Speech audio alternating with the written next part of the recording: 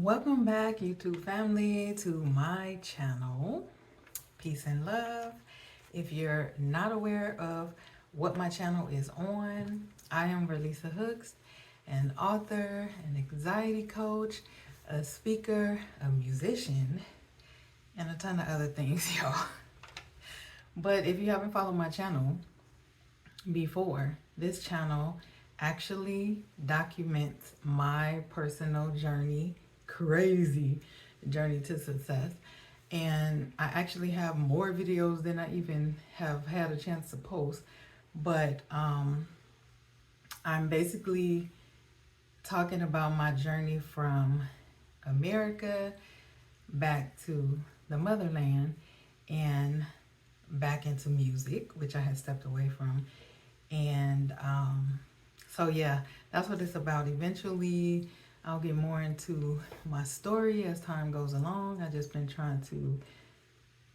been to Africa 5 times in the year and 2 times to Botswana within the year, this same year. So what I want to talk about today is my first visit to the doctor in South Africa. So I wasn't planning to go, but this last time that I was there, I do deal with allergies in the States, but in South Africa, I don't know. I couldn't just, the air, the Ubers with the windows down, they tend to get to my sinuses. The car exhausts all of that. So a lot of times I was doing the upgrade Ubers so that I can have them have the air on for me. But sometimes they're unable to do it because the car looks one way on the outside, but then the air, or they'll say something about gas, but I don't want to hear that when I'm paying extra money. Excuse me, I actually had a guy do that. But so some of the key points I did write down so I don't lose my train of thought because I could talk. So when I was going through this excuse me, itchy throat thing, there, at the time I didn't take meds, like allergy meds, before I was going out. So I think at some point, also there's a lot more areas that they smoke, and in the States they ban a lot of areas, so you can't smoke in a lot of areas. So I have a high allergy to smoke. So at some point I started to feel this constant drip in my throat. It seemed to just be escalating, and I'm like, yeah, I feel something is going on. My nose was tripping, sneezing. So after a few days of feeling kind of off like that, I never had got a fever or anything, so I knew it wasn't like that type of virus. I actually thought I had like a sinus infection possibly. So I asked where I could go, and it was recommended that I go to the Mediclinic in Sandton, the Mediclinic Sandton, which is in Bryanston, South Africa, which is an area that I've come to really like. I am going to post a video on a situation that happened in Bryanston with a house. But after being in that area, a lot of the areas in South Africa, they have their own malls, you know. So you'll have like a Bryanston shopping center. Oh, well, I wouldn't say their own malls. I misstated that, because even though there's more than one mall in South Africa, because you have the Mall of Africa, you have the Mandela Square, but there's these shopping centers that you can access a lot of stores, and we would still probably call it a mall. So it depends on how big it is, but sometimes they'll just call it a shopping center. But the Bryanston one I liked a lot because I like the ones that are not super busy. So that's kind of what happened with that. So I contact Mediclinic. Literally, I researched, I got sent the link. So then I called, and just immediately they just answered the phone and was like, asking me what did I need. I said, well, I'm feeling sick and I need to do a walk-in. And so they were like, have you been seen here? And I'm like, no. So they set up me an appointment literally the same day. So I get my appointment set up for 11 o'clock a.m.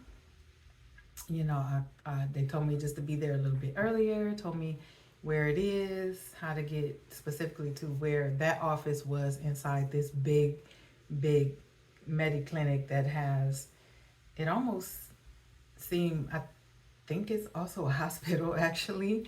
I'm not sure. It was just really huge because I literally almost got lost even going in there. I had to ask how to get there. But so yeah, I like the fact that I was able to book the same day. I can't even do that as a veteran with the military. I can't book the same day.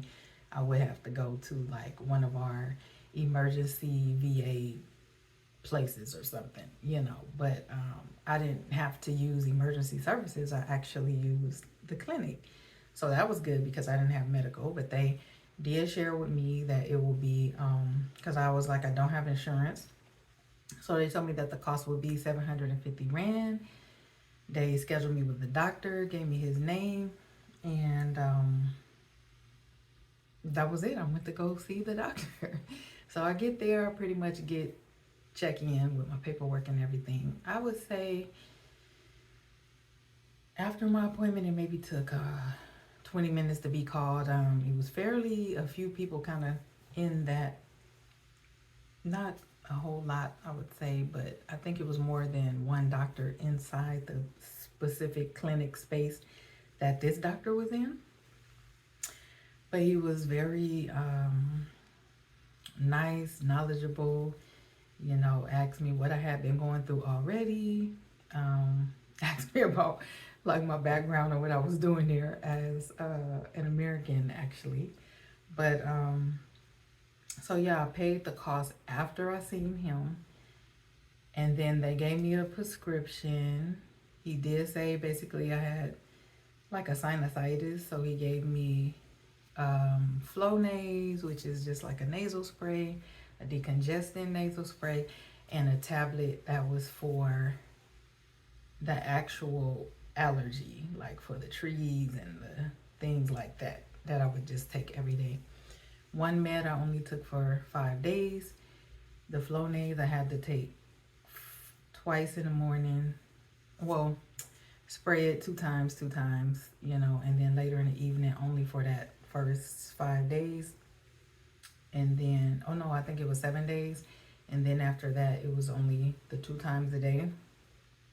And my decongestant was only for a week. So, more so as needed, because if your nose is not stopped up, of course, you don't need to be taking a decongestant. So, I took the prescription down to the pharmacy, which was downstairs. They had a little eating area and everything. I grabbed something to drink and some chips because I love Lay's, like plain Lay's.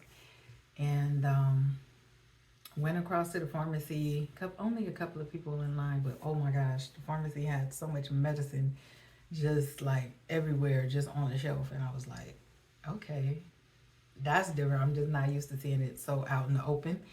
But getting my medication filled cost me about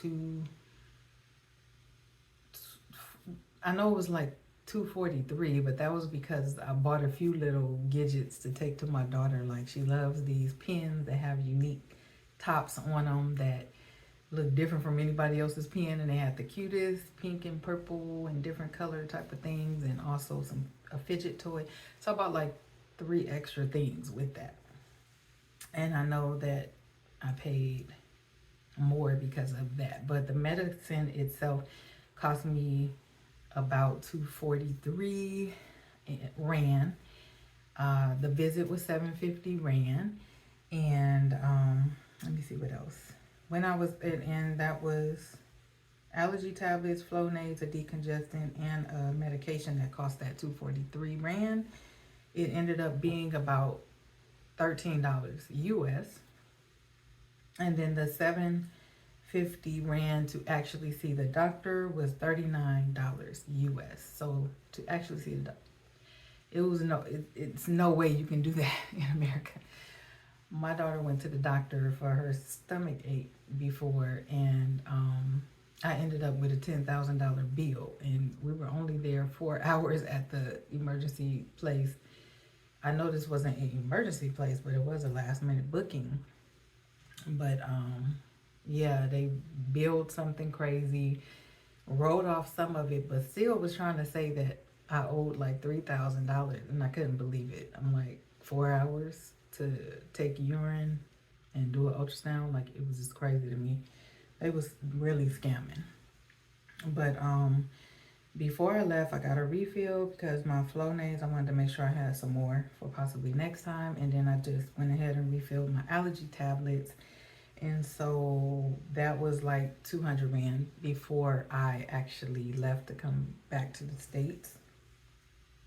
So yeah, my first visit, it went well. They were really nice. It was in, out, same day. And I didn't spend a whole lot of money, you know. So I look forward to those type of things as I start my journey in South Africa. But that's it, you guys. I don't want to make the video too long, and I'm already at 11 minutes. If you watched this far, thank you so much for watching. And if you have any questions, make sure to check out my links below or leave a comment.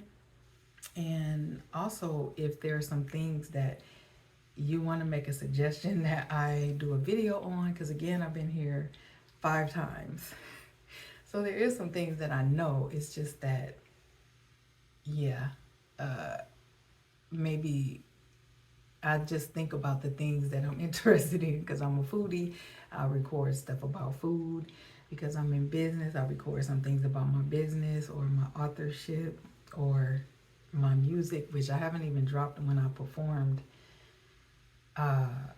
out there this last time. I didn't drop that video yet. I'm still getting through some of the videos. I still have some videos even from last year. So I'm trying, but I will get there. That's it for now. Peace and love, y'all. Subscribe if you haven't subscribed. And thank you so much, everybody that has subscribed so far, because with my recent videos, I know people are into different things. So my views be all over the different place because, I don't know, different strokes for different folks, as they say. But I appreciate those recent subscribers because I'm up almost 200 subscribers, and I'm really trying to get to 1,000 subscribers. I'm yeah, trying to get there. And I do look at my analytics just so I can get more knowledge about the YouTube side and get more comfortable with how it looks, like who's actually watching the videos from where, just to have a better understanding. There is a lot of things that I could do on YouTube, talk about all of that, but without the suggestions, I just do what comes natural to what I do, like the things I like to do and talk about. But if it's anything specific, or if you guys want me to do like a Q&A type of thing, I maybe can plan something for that. But just hit me in the comments, let me know. I also have, I'm under Instagram under my name, so you can also follow me there. I'm gonna be revamping that page and getting more strategic with that page, because it's really my business page, and my personal page is I Am for Lisa Hooks there, which is my music page, and I'm trying to integrate things to that one, but I'm kind of running them both, plus this, plus in the middle of a big move to South Africa. So it can be time consuming, and that's kind of what's going on. So forgive me.